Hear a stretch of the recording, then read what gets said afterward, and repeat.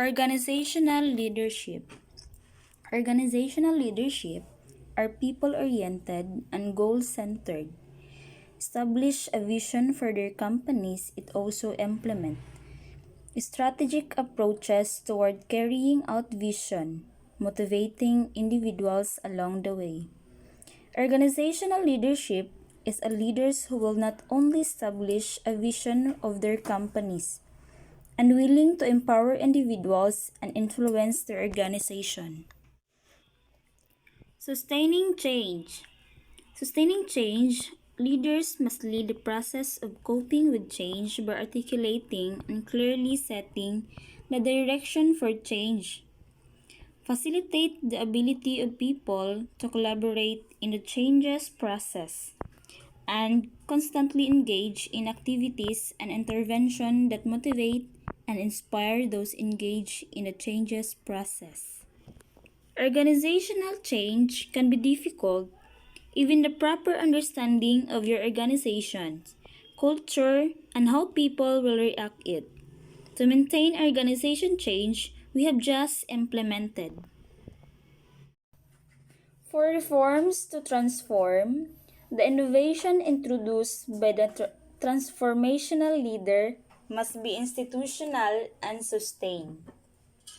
From maintaining organizational change, if you have just implemented a change, small or large, use that momentum to keep going, retain those aspects of the change that you'll know will want to keep and continue to change other things.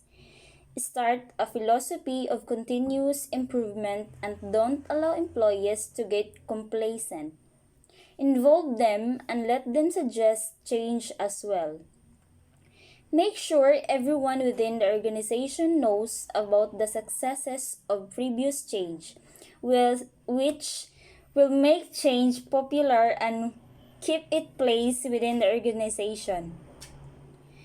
It will also ensure that some of the success is attributed to the fact that change happened at all.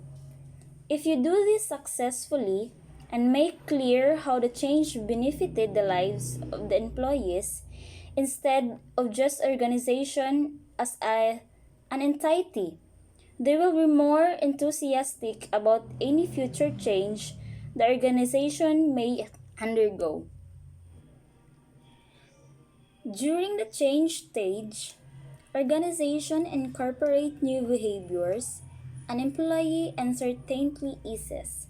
Communication and training are essential to help employees understand the rules in making change happen. As organizations foster this understanding, people start to buy in, into the new ways that will support the organization's new vision. Employees are most likely to accept change if they understand how to change will benefit them. However, some people, particularly those who benefit from the status quo, may be adversely impacted by change, and it will take time for others to recognize the benefits. There are 5 advices that helps sustaining change.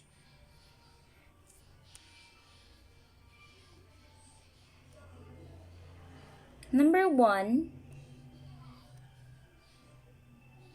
seek the support of the stakeholders.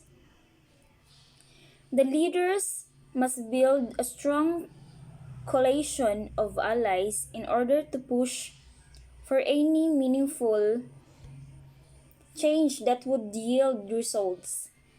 Innovation cannot be forced upon the teachers, the students, the parents, and the community without serious consequences.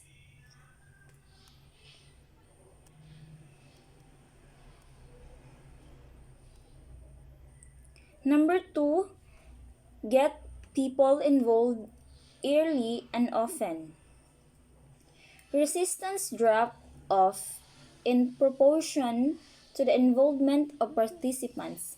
You may not to expect 100% support from any individuals who was not personally involved in a change that affected his or her work. It is the best to set up networks to reach out to as many people as possible.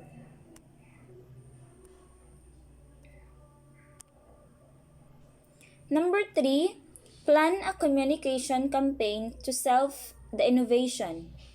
From Murata 2011 asserts, the change in vision must cascade downwards to the last lesson plan and ripple sidewards to win the support of major stakeholders.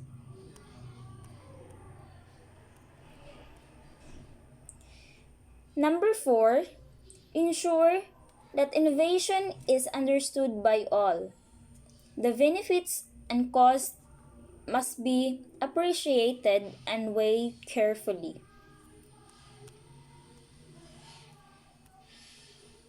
Number five, consider timing and pacing. These are highly critical. Missteps might backfire, and lack of sensitivity to stakeholders might lead to resistance.